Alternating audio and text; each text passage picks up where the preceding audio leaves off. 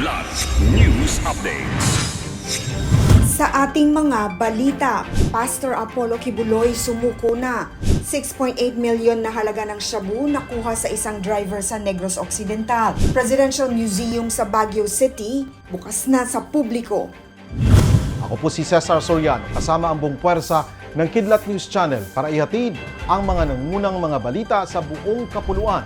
Ngayon, Nasa kustodiya na ng mga otoridad ang pugante at leader ng Kingdom of Jesus Christ o KOJC na si Pastor Apollo Kibuloy ayon kay Interior Secretary Benher Abalos. Sa isang Facebook post, ibinahagi ni Abalos ang larawan ng KOJC leader kasama ang kanyang abogado na si Israelito Torion. Saad ni Abalos na pasakamay ng mga otoridad si Kibuloy sa loob ng KOJC compound sa Davao City kung saan pinaghahanap siya ng pulisya simula pa noong August 24. Kinumpirma rin ni Eastern Mindanao Commander Lieutenant General Luis Bergante na sumuko si Kibuloy sa Intelligence Service of the Armed Forces of the Philippines. Sa isang statement, sinabi ni AFP spokesperson Colonel Francel Margareth Padilla na ang tanging papel ng AFP ay magsilbing suporta sa operasyon ng PNP sa pag-aresto sa pastor. Nasabat mula sa isang driver ang 6.8 million pesos na halaga ng hinihinalang shabu sa Barangay Salvacion, Bayan ng Murcia, Negros Occidental. Kinilala ang suspect na si Carl John Arroyo na residente ng Bacolod City. Ayon sa report ng Murcia MPS, nagkaroon ng aksidente sa lugar, kaya naman rumesponde ang mga pulis. Naobserbahan ng police officers na nagpapanik ang suspect at tila may hinahanap.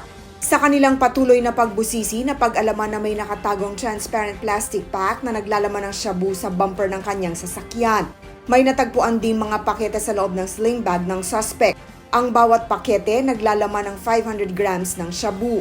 Kasalukuyang nasa kustodiya ng pulisya si Arroyo na nakaharap sa kasong paglabag sa Comprehensive Dangerous Drugs Act.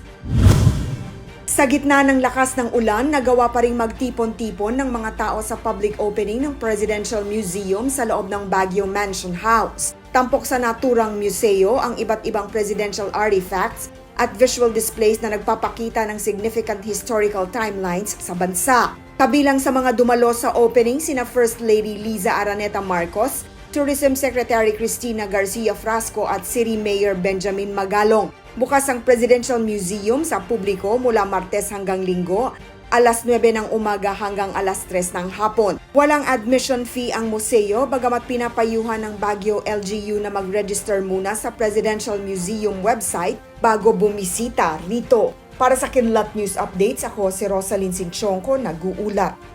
atin niyo pong natunghaya ang mga headlines sa mga nakalipas na oras. Manatiling nakatutok para sa susunod na updates at breaking news. Ako po si Cesar Soriano, kasama nyo sa bawat pagputo ng balita.